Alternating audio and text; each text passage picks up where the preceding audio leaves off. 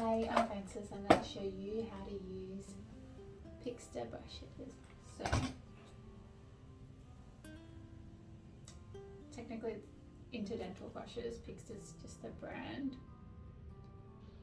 It's not focusing, is it? And there's little, it looks like little bottle brushes that you can clean in between your teeth. So it's only if you have gaps that are big enough to fit it. And what you can do is you can bend it in a curve so that it will fit in between your back teeth as well.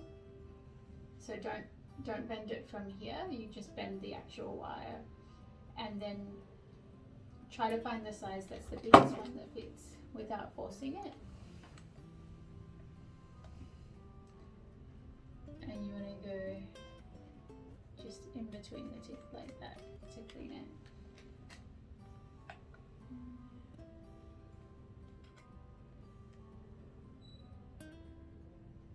So this is an alternative to flossing if your gaps between your teeth are too big and the floss isn't very efficient. And that's pikster brushes.